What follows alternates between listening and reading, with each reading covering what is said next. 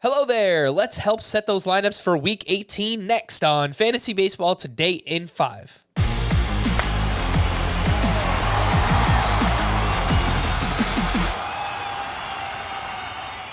Welcome into FBT in 5. As always, make sure to follow and stream us on Spotify. Today is Friday, July 29th. I am Frank Stanfield, joined by Scott White. Week 18 preview. Let's take a look at the schedule. We've got one team with 5 games, the Oakland A's. I don't think you need to start their hitters.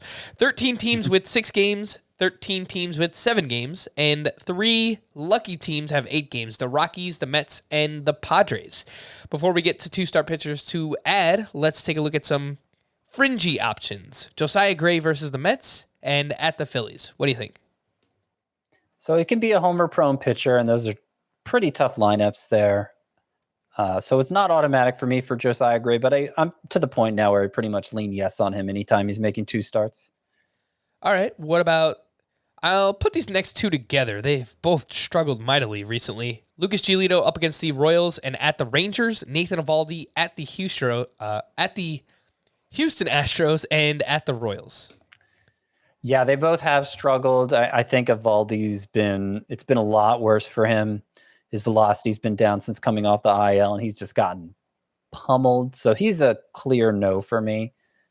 Giolito, he's had a couple good starts mixed in there, and there's a lot more reason for hope with him. Plus the matchups, Kansas City and Texas. I mean, they're both good matchups. Kansas City one especially.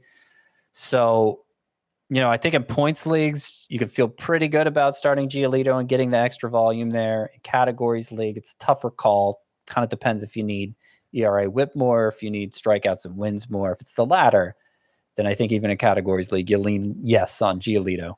The last one here, Cal Quantri, kind of an up and down season. He's up against the Diamondbacks and Astros next week. Yeah, I think he's strictly a points league play, especially since he has that relief pitcher eligibility, which matters more in those formats. Let's stick with the 2 starters. Anyone you're looking to add and stream for next week? Yeah, there are 4.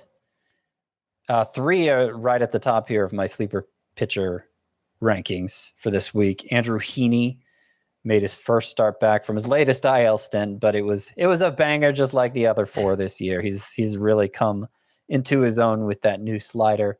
He gets the Giants and Padres. Matchups are, not the best, but I'm at the point with Heaney where I think you just need to start him if he's making 2 starts. Braxton Garrett, he's pitched well of late. He gets the Reds and Cubs this week. Pretty good matchups. Brady Singer, back-to-back double-digit strikeout efforts for him, and he gets the White Sox and Red Sox this week.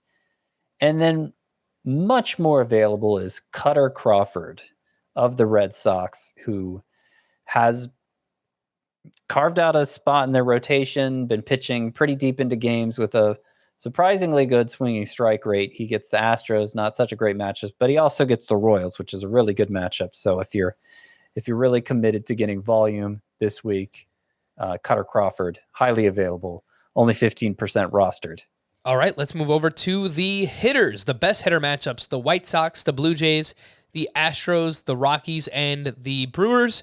The worst hitter matchups, the A's, Giants, Reds, Braves, and the Nationals. With that being said, some sleeper hitters for Week 18. Well, first I want to point out that it's not a great week for hitters just in general.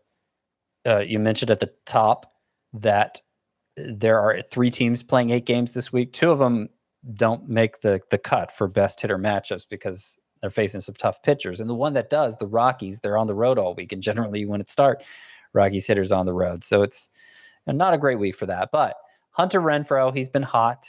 The Brewers matchups, they're the 5th best this week.